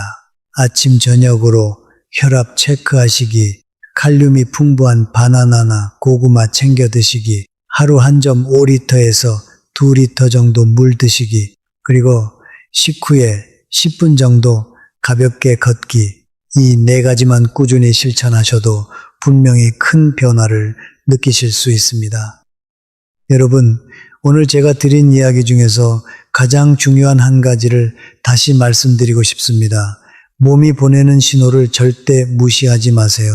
손발이 잠깐 저리거나 말이 어눌해지거나 한쪽 얼굴이 처지는 느낌이 들면 절대 기다리지 마시고 바로 병원으로 가셔야 합니다. 뇌졸중은 시간이 생명입니다. 조금이라도 빨리 발견하고 치료받으면 후유증을 크게 줄일 수 있습니다. 가족들께도 이런 신호를 꼭 알려주세요. 혼자 계실 때 이런 증상이 나타나면 주저하지 마시고 바로 119에 연락하셔야 합니다. 저는 오늘 이 시간 동안 여러분과 함께 우리 부엌 속 숨은 위험들을 하나하나 짚어봤습니다. 조금 무거운 이야기였을 수도 있지만 끝까지 들어주신 여러분께 진심으로 감사드립니다. 이 이야기가 여러분의 식탁에, 여러분의 혈관에, 그리고 여러분의 앞으로 남은 시간에 작은 보탬이 되길 진심으로 바랍니다. 한 가지 더 말씀드리고 싶은 부분이 있습니다. 사실 오늘 말씀드린 6가지 양념들은 서로 따로따로 작용하는 게 아니라 함께 작용해서 위험을 몇 배로 키운다는 점입니다. 예를 들어서 짠 음식과 기름진 음식을 함께 드시면 나트륨이 혈압을 올리는 동시에 정제기름이 혈관에 염증을 일으켜서 2가지가 동시에 혈관을 공격하게 됩니다. 여기에 단 음료나 소스까지 더해지면 혈당과 혈압이 동시에 흔들리면서 혈관은 그야말로 삼중으로 공격을 받는 셈입니다. 이걸 우리 몸 안의 전쟁터라고 한번 상상해 보세요. 한 가지 적이 공격해 오면 우리 몸의 방어 체계가 어느 정도 버텨낼 수 있습니다. 하지만 여러 적이 동시에 사방에서 몰려오면 아무리 튼튼한 방어선이라도 결국 무너지게 됩니다.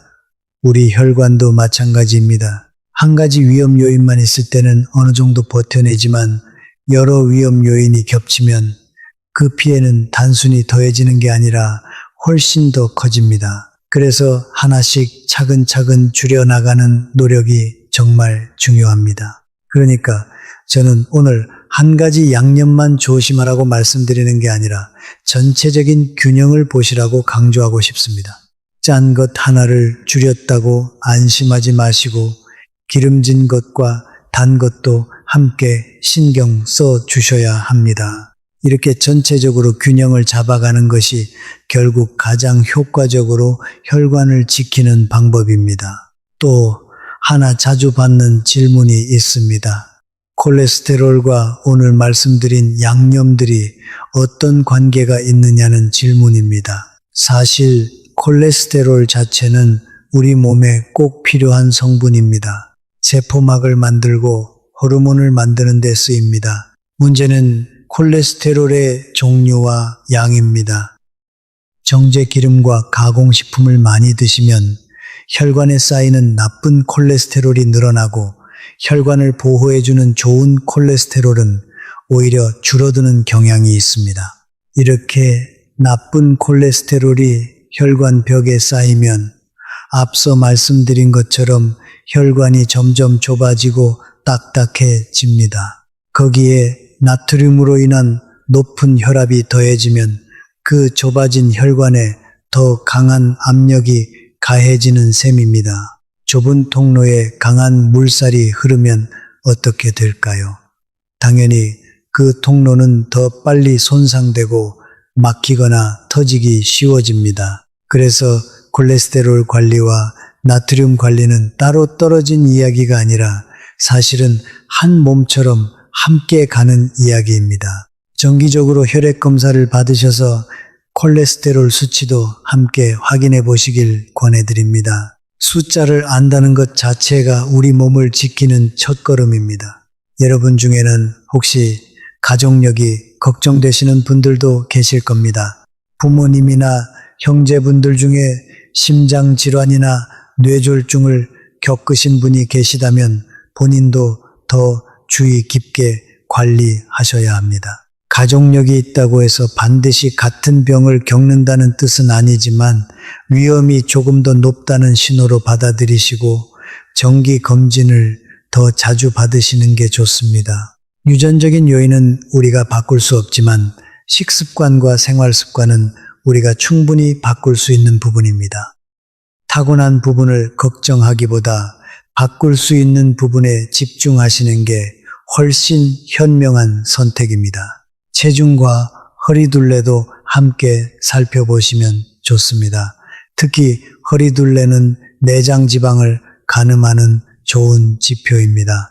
복잡한 측정 도구가 없어도 줄자 하나로 배꼽 높이를 한번 재보시는 것만으로도 충분합니다. 남성분들은 허리둘레가 90cm를 넘으시면 여성분들은 85cm를 넘으시면 내장 지방이 많을 가능성이 높다고 보고 조금 더 신경 써서 식습관과 운동을 챙겨주시는 게 좋습니다. 체중계 숫자에 너무 집착하실 필요는 없습니다. 오히려 허리둘레가 줄어드는지 옷이 좀 더 편하게 맞는지 이런 자연스러운 변화를 관찰하시는 게 스트레스도 덜 받고 더 오래 지속하실 수 있는 방법입니다. 한 달에 한 번 정도 같은 시간에 허리둘레를 재보시는 습관을 만들어 보시는 것도 좋은 동기부여가 될 수 있습니다. 작은 숫자 하나의 변화가 큰 자신감으로 이어지는 경우를 저는 정말 많이 봤습니다. 이쯤에서 여러분이 자주 물어보시는 몇 가지 질문에 답을 드리고 싶습니다. 가장 많이 받는 질문이 이겁니다. 선생님, 그러면 소금을 완전히 끊어야 하나요? 답은 아닙니다. 나트륨도 우리 몸에 필요한 성분입니다. 신경신호를 전달하고 근육이 움직이는데도 필요합니다. 문제는 과다 섭취입니다. 완전히 끊는 게 아니라 적정량을 지키는 것이 핵심입니다. 두 번째로 많이 받는 질문은 이겁니다. 마늘이 그렇게 위험하다면 아예 안 먹는 게 낫지 않나요? 역시 답은 아닙니다. 혈전 억제제를 드시지 않는 건강하신 분들이라면 하루 두세 쪽 정도의 마늘은 오히려 혈관 건강에 도움이 됩니다. 다만 약을 드시는 분들은 꼭 의사와 상담하시고 양을 조절하셔야 합니다. 세 번째 질문은 이렇습니다. 이미 혈관이 많이 막혔다고 진단받았는데 지금 식습관을 바꿔도 소용이 있나요?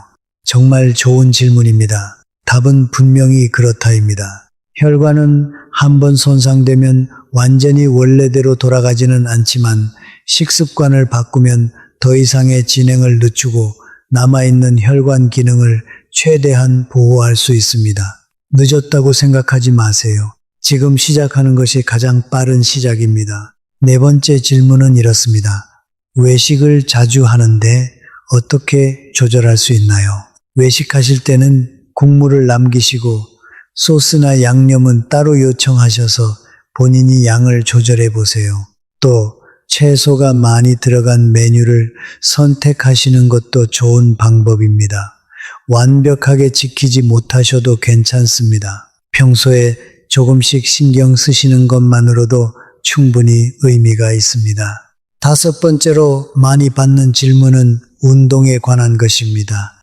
혈압이 높은데 운동을 해도 괜찮은가요? 라는 질문입니다. 답은 그렇습니다. 다만 격렬한 운동보다는 걷기, 가벼운 체조, 스트레칭처럼 부담이 적은 운동을 추천해 드립니다. 갑자기 무리한 운동을 하시면 오히려 혈압이 급격히 오를 수 있으니 천천히 몸을 풀면서 시작하시는 게 중요합니다. 매일 20분에서 30분 정도 가볍게 걷는 습관만으로도 혈관 건강에 정말 큰 도움이 됩니다. 여섯 번째 질문은 이렇습니다. 나이가 많아서 이제 와서 바꿔도 효과가 있을까요? 라는 질문인데요. 저는 이 질문을 받을 때마다 정말 단호하게 말씀드립니다. 절대 그런 생각하지 마세요. 우리 몸은 나이와 상관없이 좋은 습관에 반응합니다. 70대, 80대의 식습관을 바꾸셔서 혈압과 혈당이 좋아지신 분들을 저는 정말 많이 봤습니다. 늦었다는 생각이 가장 위험한 생각입니다. 지금이 바로 시작할 때입니다. 마지막으로 한 가지 이야기를 더 들려드리고 마무리하고 싶습니다. 몇 달 전 한 가족이 함께 진료실을 찾아오신 적이 있습니다. 할머니, 그리고 따로 살던 딸과 아들이 함께 오셨습니다. 할머니께서 평소 짜게 드시는 걸 걱정해서 자녀분들이 함께 모시고 오신 거였습니다. 저는 할머니께만 식습관을 바꾸시라고 말씀드리지 않았습니다. 온 가족이 함께 들으시라고 했습니다. 그리고 이렇게 제안했습니다. 할머니 한 분만 바꾸시는 게 아니라 가족 모두가 함께 싱겁게 드시는 연습을 해보시라고요. 명절이나 가족 모임 때 음식을 준비하실 때도 다 같이 저염으로 맞춰보시라고요. 몇 달 후 그 가족이 다시 찾아오셨습니다. 할머니의 혈압이 안정되었을 뿐만 아니라 함께 식습관을 바꾸신 딸과 아들의 혈압도 함께 좋아졌다는 소식을 전해주셨습니다. 할머니께서 환하게 웃으시며 이렇게 말씀하셨습니다. 우리 가족이 다 같이 건강해지니까 이게 진짜 행복이구나 싶어요. 저는 그 순간 다시 한번 깨달았습니다. 건강이라는 건 한 사람만의 일이 아니라 결국 가족 모두가 함께 만들어가는 것이라는 사실을요. 오늘 이 이야기를 들으신 여러분도 혹시 가능하시다면 가족분들과 함께 나눠보시면 좋겠습니다. 혼자보다는 함께 할 때 그 변화는 훨씬 오래, 훨씬 단단하게 이어집니다. 오늘 정말 긴 시간 동안 함께 해주셨습니다. 다시 한번 정리해보면 우리 부엌 속에는 정제 식물성 기름, 정제당과 시럽, 간장과 발효 양념, 고추장과 소스류, 소금 그 자체, 그리고 마늘까지 이렇게 6가지 양념이 우리 혈관에 영향을 미칠 수 있습니다.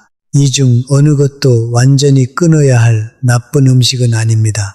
다만 우리가 얼마나 알고 얼마나 조절하느냐가 우리 혈관의 미래를 결정합니다. 저는 30년 넘게 신장과 혈관을 들여다보면서 정말 많은 분들을 만났습니다.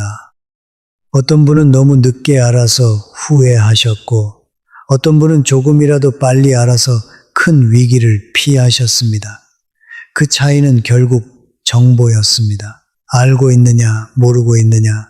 오늘 이 시간을 통해서 여러분은 그 정보를 얻으셨습니다. 이제 남은 건 작은 실천뿐입니다. 거창한 결심은 필요 없습니다. 오늘 저녁 식사에서 국물을 조금만 덜 드시는 것, 식후에 잠깐 걸어보시는 것, 내일 아침에 혈압을 한번 재보시는 것, 이런 작은 실천 하나하나가 모여서 결국 큰 변화를 만들어냅니다. 저는 여러분이 앞으로도 오랫동안 가족들과 함께 건강하게 행복하게 지내시길 진심으로 바랍니다. 손주들의 손을 잡고 산책하시고 자녀분들과 함께 맛있는 식사를 나누시고 그 모든 순간들을 건강한 몸으로 마음껏 누리시길 바랍니다. 마지막으로 연령대별로 조금 다르게 신경 쓰셔야 할 부분도 짧게 말씀드리고 싶습니다. 50대에 들어서신 분들이라면 지금부터가 가장 중요한 시기입니다. 아직 큰 증상이 없으시더라도 이때부터 식습관을 조금씩 조정해 놓으시면 60대, 70대가 훨씬 편해집니다. 정기검진을 거르지 마시고 혈압과 혈당, 콜레스테롤 수치를 꼭 확인하세요. 60대에 들어서신 분들이라면 이미 혈관이 어느 정도 변화를 겪고 있는 시기입니다. 오늘 말씀드린 4가지 습관, 혈압 체크, 칼륨 섭취, 충분한 물, 식후, 가벼운 운동을 본격적으로 생활 속에 자리 잡게 하셔야 할 때입니다. 아직 늦지 않았지만 미루실수록 시간이 아깝습니다. 70대 이상이신 분들이라면 급격한 변화보다는 천천히 무리하지 않는 방향으로 접근하시는 게 좋습니다. 갑자기 식습관을 너무 크게 바꾸시면 오히려 몸에 부담이 될 수 있습니다. 가족분들과 상담하시면서 조금씩 꾸준히 조정해 나가시길 권해드립니다. 그리고 무엇보다 몸이 보내는 신호에 더 민감하게 반응하셔야 합니다. 작은 증상이라도 가볍게 넘기지 마세요. 연령대가 어떻든 오늘 핵심은 같습니다. 아는 것에서 시작해서 작은 실천으로 이어가는 것, 그것이 우리 혈관을, 우리 삶을 지키는 가장 확실한 방법입니다. 오늘 양념 이야기를 주로 했지만 혈압과 혈관 건강에 영향을 미치는 또 다른 중요한 요소도 잠깐 짧게 짚어드리고 싶습니다. 바로 스트레스와 수면입니다. 사실 식습관만큼이나 이 2가지도 우리 혈관에 큰 영향을 미칩니다. 스트레스를 받으면 우리 몸은 자연스럽게 혈압을 올리는 호르몬을 분비합니다. 원래는 위급한 상황에서 우리 몸을 보호하기 위한 반응인데 요즘처럼 만성적으로 스트레스를 받는 환경에서는 이 반응이 계속 켜져 있는 상태가 되어버립니다. 혈압이 늘 조금씩 높은 상태로 유지되면서 혈관에 지속적인 부담을 줍니다. 수면도 마찬가지입니다. 잠을 충분히 못 자거나 자다가 자주 깨시는 분들은 혈압 조절이 잘 안 되는 경우가 많습니다. 특히 코를 심하게 골거나 자다가 숨이 잠깐씩 멈추는 수면 무호흡증이 있으신 분들은 밤사이 혈압이 크게 오르내리면서 혈관에 더 큰 부담을 줍니다. 혹시 가족분이 코를 심하게 곤다거나 자다가 숨이 멈추는 것 같다는 이야기를 들으신 적이 있다면 한번 전문 검사를 받아보시는 것도 좋은 방법입니다. 그러니까 오늘 말씀드린 식습관 관리와 함께 스트레스를 줄이고 충분히 잠을 자는 것도 함께 신경 써주시면 더욱 좋은 효과를 보실 수 있습니다. 가벼운 산책, 좋아하시는 음악, 듣기, 가족이나 친구분들과의 즐거운 대화, 이런 것들이 모두 스트레스를 줄이는 데 도움이 됩니다. 마음이 편안해지면 우리 혈관도 함께 편안해집니다. 저는 종종 환자분들께 명상이나 깊은 호흡 연습을 권해드리기도 합니다. 복잡한 방법이 필요한 게 아닙니다. 하루에 5분, 10분 정도 조용한 곳에 앉아서 천천히 숨을 들이쉬고 내쉬는 것만으로도 마음이 한결 편안해지고 혈압도 안정되는 효과를 보실 수 있습니다. 아침에 일어나서 혹은 잠들기 전에 잠깐씩 시간을 내어보세요. 처음엔 어색하게 느껴지실 수 있지만 꾸준히 하시면 분명히 그 효과를 느끼실 겁니다. 저도 처음 시작했을 때는 가만히 앉아 있는 것조차 답답하게 느껴졌습니다. 하지만 며칠 꾸준히 해보니 머리가 맑아지고 마음이 한결 가벼워지는 걸 느꼈습니다. 그리고 햇볕을 쬐며 가볍게 걷는 것도 정말 좋은 방법입니다. 자연 속에서 걷는 것만으로도 마음이 차분해지고 스트레스 호르몬이 줄어든다는 연구 결과도 많이 있습니다. 꼭 먼 곳까지 가실 필요는 없습니다. 집 근처 공원이나 동네 골목길을 천천히 걸으시는 것만으로도 충분합니다. 매일 같은 길을 걸으셔도 좋고 날마다 조금씩 다른 길로 다녀보셔도 좋습니다. 중요한 건 거리가 아니라 꾸준함입니다. 그리고 한 가지 더, 비용에 대한 걱정도 있으실 수 있습니다. 건강을 챙기려면 돈이 많이 들지 않을까라고 생각하시는 분들도 계실 텐데요. 사실 오늘 말씀드린 방법들은 거의 다 돈이 들지 않습니다. 국물을 적게 드시는 것, 물을 충분히 드시는 것, 식후에 걷는 것, 이런 것들은 모두 비용이 전혀 들지 않습니다. 바나나나 고구마, 시금치 같은 칼륨이 풍부한 음식들도 시장에서 아주 저렴하게 구하실 수 있습니다. 비싼 영양제나 특별한 건강식품을 따로 사실 필요가 전혀 없습니다. 오히려 가공식품과 외식을 줄이고 직접 조리해서 드시면 건강도 챙기고 생활비도 함께 아끼실 수 있습니다. 저는 이 점을 정말 강조해서 말씀드리고 싶습니다. 건강한 식습관이 결코 부담스러운 지출을 의미하지 않습니다. 오히려 더 경제적인 선택이 될 수 있습니다. 그리고 이웃분들이나 친구분들이 여러분의 달라진 모습을 보시면 분명 비결을 물어보실 겁니다. 예전보다 더 건강해 보이신다고, 더 활기차 보이신다고요. 그럴 때 오늘 들으신 이야기를 자연스럽게 나눠주시면 됩니다. 비싼 돈을 들이지 않고도 또래보다 건강하고 활기찬 모습을 유지하실 수 있다는 것, 그것이 바로 오늘 이 시간이 드리고 싶은 가장 큰 선물입니다. 진심으로 그 모습을 응원합니다. 자, 이제 정말 마무리할 시간입니다. 오늘 이 시간 동안 우리는 부엌 속에 숨어있던 6가지 위험한 양념, 정제, 식물성 기름, 정제당과 시럽, 간장과 발효 양념, 고추장과 소스류, 소금, 그리고 마늘까지 차근차근 살펴봤습니다. 그리고 일본과 지중해 지역의 식습관에서 배울 점도 함께 나눠봤고, 혈압 체크, 칼륨 섭취, 충분한 물, 식후 가벼운 운동이라는 4가지 실천법도 말씀드렸습니다.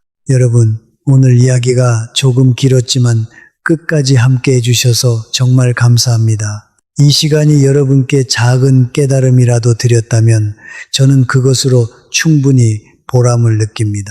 혹시 오늘 내용이 도움이 되셨다면 좋아요와 구독으로 응원해 주시면 정말 큰 힘이 됩니다. 우리 가족, 우리 부모님, 우리 자신의 건강을 위한 이야기였으니까요. 주변에 비슷한 고민을 하시는 분이 계시다면 오늘 이 이야기를 함께 나눠주시면 더욱 의미가 깊을 것 같습니다. 댓글로 여러분의 생각이나 경험을 남겨주시면 제가 꼼꼼히 읽어보겠습니다. 어떤 양념이 가장 놀라우셨는지, 어떤 습관부터 바꿔보고 싶으신지 편하게 적어주세요.